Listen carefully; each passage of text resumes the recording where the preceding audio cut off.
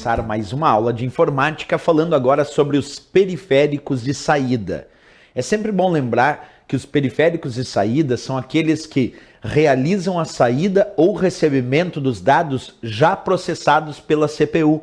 Por isso mesmo chamados de periféricos de saída, aqueles que recebem os dados que já foram processados pela CPU.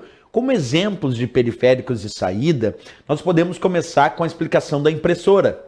A impressora é um importante periférico de saída que nós já podemos fazer até uma seguinte designação para ela. Quando aparece impressora em prova, a princípio respondemos periférico de saída.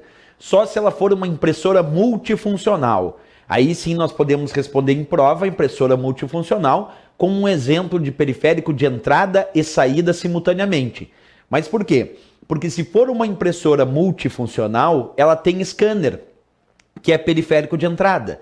E tem, claro, por ser impressora, parte impressora, que é periférico de saída. Então só se admite em prova de concurso impressora como periférico de entrada e saída simultaneamente, se for impressora multifuncional. Se a questão indicar só impressora, impressora é só periférico de saída e é isso mesmo que fica como resposta, certo? Mas o que mais nós precisamos saber sobre as impressoras? Eu gosto sempre de destacar, porque assim algumas provas pedem, tipos de impressora ou tecnologias que foram desenvolvidas ou criadas aí nos anos que se passam de impressoras, como por exemplo a impressora jato de tinta. A impressora jato de tinta é uma impressora conhecida como impressora de não impacto. E por que, professor, tu chama ela de não impacto? Porque quando nós pensamos na impressora jato de tinta, observa aqui nesse esquema, existe o elemento impressor, que é o cabeçote aí da impressora jato de tinta, e aqui eu estou simulando como se fosse o papel, o suporte. A impressora jato de tinta, observa na imagem, esse cabeçote ele chega bem perto do papel, mas não toca no papel. E aí o que acontece? Ela espirra tinta no papel. Observa a impressora jato de tinta, então, espirrando tinta no papel. Por isso o nome jato de tinta. Mas não há um impacto do elemento impressor com o suporte que é o papel.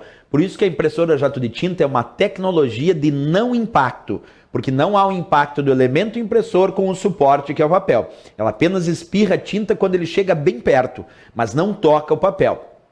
Outro exemplo de impressora de não impacto é a chamada impressora laser, também considerada uma impressora que não tem impacto durante o processo de impressão. Mas por quê, professor? Por que a impressora laser não tem impacto? Vamos às explicações. Imagina aqui um esquema bem simples para explicar a impressora laser.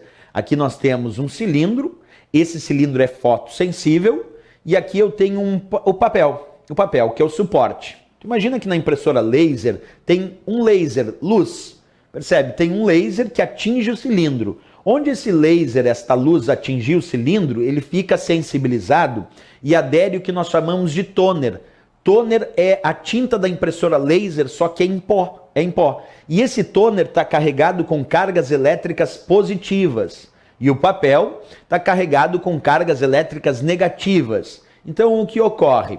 O toner chega bem perto aqui do papel, quer dizer, o cilindro chega bem perto do papel com o toner, e por diferenças de cargas elétricas, o toner carregado com cargas elétricas positivas e o papel com cargas elétricas negativas, cargas elétricas diferentes se atraem. Então o que acontece? O toner com a carga elétrica positiva chega bem perto do papel e é sugado para o papel. E assim o toner é depositado realizando o processo de impressão. Então uma impressora laser é conhecida como uma impressora de não impacto, porque não há um impacto do elemento impressor com o suporte que é o papel. Perfeito. Temos também as impressoras térmicas. Tem impressora térmica de impacto e não impacto.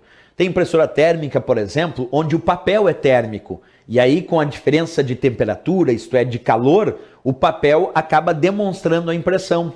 Tem outras impressoras térmicas que podem diluir ou simplesmente aquecer um determinado substrato, que é a tinta, e depositar isso no papel.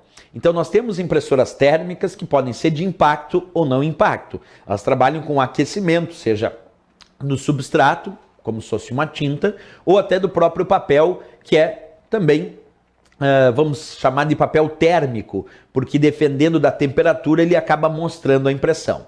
Isso é impressora térmica.